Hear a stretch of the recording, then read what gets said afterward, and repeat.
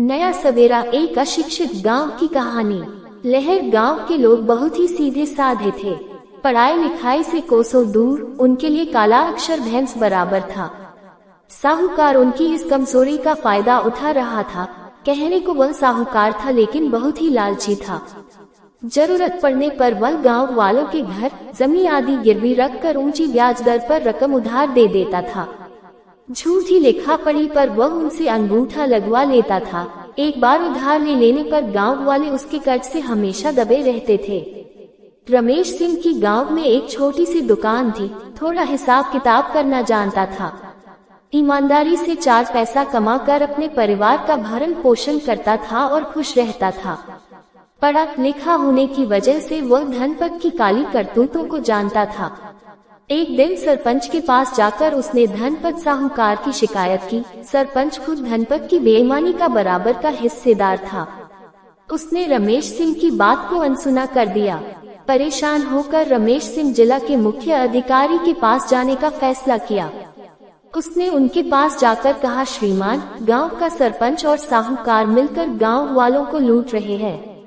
वो दोनों दिन पर दिन अमीर होते जा रहे हैं और गांव वाले गरीब होते जा रहे हैं। उनकी सारी कमाई सूद भरने में ही खत्म हो जा रही है।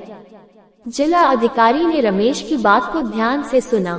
उसने अपने 2 कर्मचारियों को धनपत साहूकार और सरपंच की चुपचाप जांच पड़ताल करने के लिए भेज दिया। कर्मचारियों ने आकर बताया कि रमेश सिंह की बात सही है। जिला अधिकारी ने तुरंत दोनों की शिकायत पुलिस अधिकारी से की। जज ने फैसला सुनाया कि धनपत साहूकार और सरपंच ने गांव वालों से जालसाजी की है और उनका पैसा वापस करे।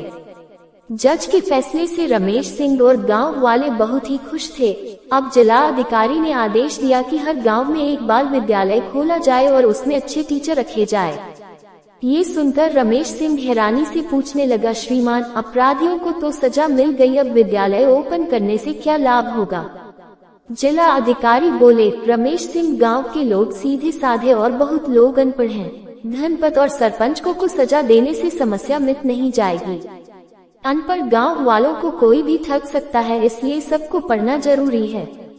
रमेश सिंह ये सुनकर बहुत खुश हुआ और बोला, आपने तो बहुत दूर तक सोचकर काम किया है।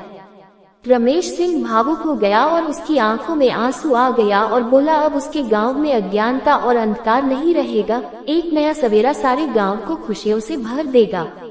दोस्तों, हमको इस कहानी से यही सीख मिलती है कि पढ़ाई लिखाई कभी बेकार नहीं जाती है। अगर आपको कहानी अच्छी लगी तो शेयर जरूर करें।